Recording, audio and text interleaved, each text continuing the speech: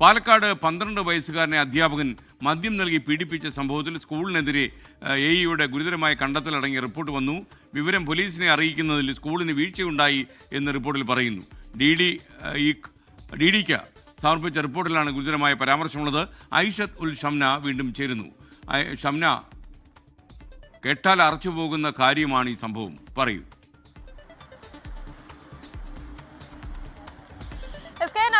കഴിഞ്ഞ നവംബർ 29-നാണ് ഈ സംഭവം ഉണ്ടാകുന്നത്. ഈ കലോത്സവത്തിൽ മികച്ച വിജയം നേടിയതിന് സമ്മാനം തരാമെന്ന് പറഞ്ഞുകൊണ്ടാണ് ഈ അധ്യാപകൻ തന്റെ വിദ്യാർത്ഥിയെ വീട്ടിലേക്ക് കൂട്ടിക്കൊണ്ടുപോകുന്നത്. അതിനുശേഷം അതിക്രൂരമായി ലൈംഗിക പീഡനത്തിന് ഇരയാക്കുകയായിരുന്നു. പിന്നീട് ഈ സഹപാഠി ഡിസംബർ 18-ന് ഈ വിദ്യാർത്ഥി സഹപാഠിയോട് തുറന്നു പറയുന്നതോടുകൂടിയാണ് ഈ സംഭവം പുറത്തു വരുന്നത്. ഈ സഹപാഠിയുടെ രക്ഷിതാക്കൾ അന്ന് തന്നെ സ്കൂൾ അധികൃതരെ വിവരം അറിയിച്ചിരുന്നു.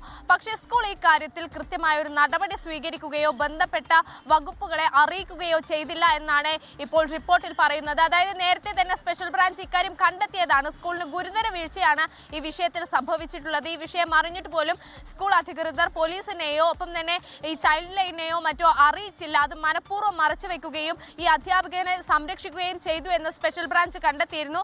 ആ കണ്ടെത്തൽ സ്ഥിരീകരിക്കുന്നത് തന്നെയാണ് ഇപ്പോൾ എഇയുടെ റിപ്പോർട്ട്. ഡിഡിക്ക് സമർപ്പിച്ച റിപ്പോർട്ടിലാണ് ഇക്കാര്യങ്ങൾ വ്യക്തമാക്കുന്നത്.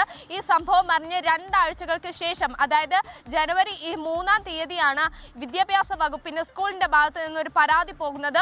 അതും സ്പെഷ്യൽ ബ്രാഞ്ച് അന്വേഷിച്ചെത്തിയപ്പോൾ മാത്രമാണ് അത്തരത്തിലുള്ള ഒരു പരാതി പോകുന്നത്.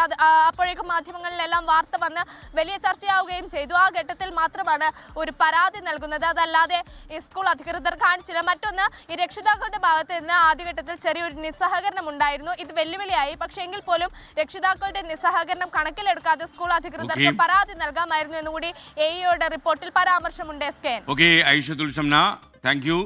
ലോകത്തെവിടെയായാലും ഏത് സമയത്തും 24 വാർത്തകളും ഓഗ്മെന്റഡ് റിയാലിറ്റി പാക്കേജുകളും എക്സ്പ്ലെയിനറുകളും വിശദമായി കാണാൻ ഞങ്ങളുടെ യൂട്യൂബ് ചാനൽ നിങ്ങൾക്ക് സബ്സ്ക്രൈബ് ചെയ്യാം.